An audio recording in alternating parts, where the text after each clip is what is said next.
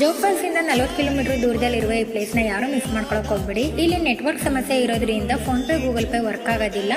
So better cash ಇಟ್ಕೊಂಡು ಬರೋದು. ಯಾಕಂದರೆ ಇಲ್ಲಿ ಟ್ರಕ್ಕಿಂಗ್ ಮಾಡೋಕ್ಕಾಗದಲ್ಲೇ ಇರೋರಿಗೆ ಜೀಪ್ ಫೆಸಿಲಿಟಿ ಕೂಡ ಇರುತ್ತೆ.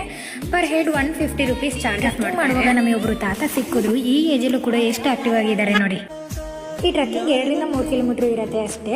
ಬಟ್ ಇಲ್ಲಿ ಕುಡಿಯೋ ನೀರಾಗಲಿ ಅಥವಾ ಯಾವುದೇ ರೀತಿ ವ್ಯವಸ್ಥೆ ಇರೋದಿಲ್ಲ. ಮಳೆಗಾಲ ಆಗಿರೋದ್ರಿಂದ ತುಂಬ ಜಾರ್ಕೆ ಇರುತ್ತೆ. ಸೊ ನಿಮ್ಮ ಸೇಫ್ಟಿ ನೀವು ನೋಡಿಕೊಂಡು ಬರೋದು ಬೆಟರ್. ಇಲ್ಲಿ ಮಾನ್ಸೂನ್ ಗೆಸ್ಟಾಗಿ ಜಿಗಣೆ ಅಥವಾ ಇಂಬ್ಳ ಸಿಗ್ತಾ ಇರ್ತವೆ ಅವಾಗವಾಗ. ಮಳೆಗಾಲದಲ್ಲಿ ಅತ್ಯಂತ ವೈಭವದಿಂದ ಹರಿತಕ್ಕಂಥ ಈ ಭೀಮೇಶ್ವರ ಫಾಲ್ಸ್ನ ನೋಡಲಿಕ್ಕೆ ಬೆಸ್ಟ್ ಟೈಮ್ ಅಂತ ಹೇಳಿದ್ರೆ ಜುಲೈ ಟು ಅಕ್ಟೋಬರ್. ಈ ಸುಂದರ ಹಸಿರು ಪರಿಸರ ನಡುವೆ ಇರುವ ಭೀಮೇಶ್ವರ ಜಲಪಾತವನ್ನು ಯಾರೂ ಮಿಸ್ ಮಾಡ್ಕೊಳಕ್ಕೆ ಹೋಗ್ಬೇಡಿ. ಅದರಲ್ಲೂ ಜೋಗ್ ಫಾಲ್ಸ್ ನೋಡಲಿಕ್ಕೆ ಅಂತ ಬಂದವರಂದ್ರೂ ಮಿಸ್ ಮಾಡ್ಕೊಳಕ್ಕೆ ಹೋಗಬೇಡಿ ಅಂತ ಹೇಳ್ತಾ ಸಿಗುವ ನೆಕ್ಸ್ಟ್ ಬ್ಲಾಗ್ನಲ್ಲಿ. ಬಾಯ್.